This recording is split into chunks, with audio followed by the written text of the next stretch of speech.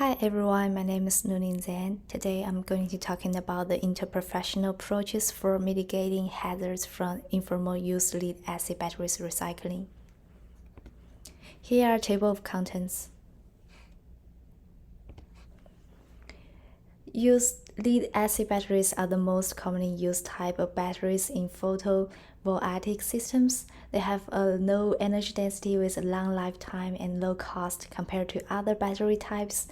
They are the most commonly used form of batteries for most rechargeable batteries application. For example, in starting car engines, they can either be discarded or recycled, and they are classified as hazardous waste.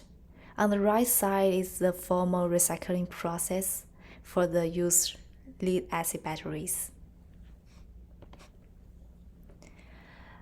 Nearly 6 million tons of lead are used around the world, with over 4 million tons used in lead-acid batteries annually.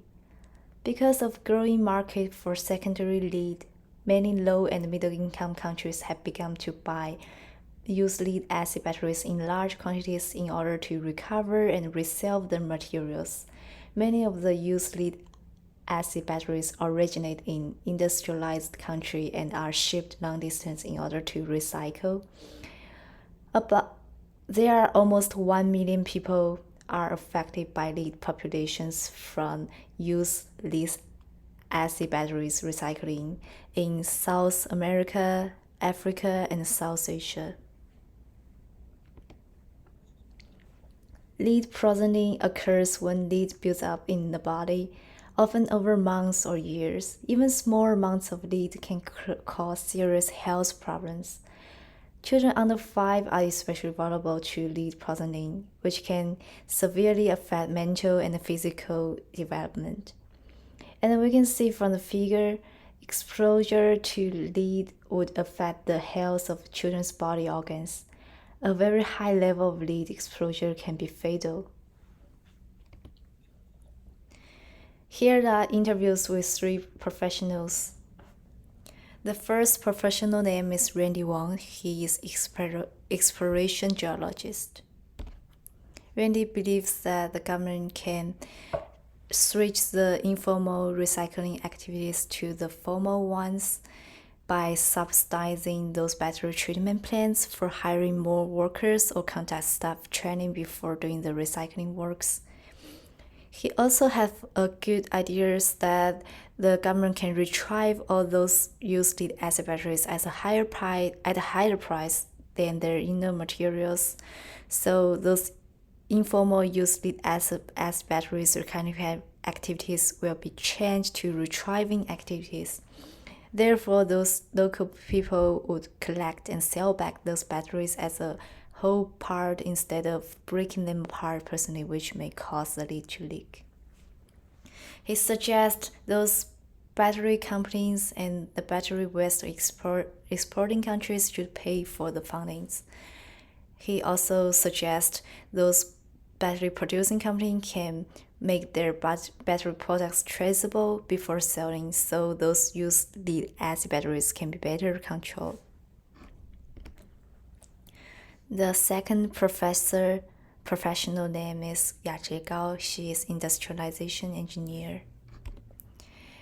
She believes that to address this issue, the government can reduce the abundant battery quantity by popularize battery regeneration process to increase the life cycle of lead-acid batteries, or to develop new battery kinds such as the solid-state batteries, which can not only increase the battery capacity but also eliminate pollution to the environment. She believes that the government should encourage companies that produce used lead-acid batteries to minimize exporting to developed countries, since they don't have the material, since they don't have the mature methods for recycling process. Yeah, she also mentioned the government should switch the informal recycling activities to the formal ones by subsidize those families. Here's the third professional, Zhang. He's a teacher.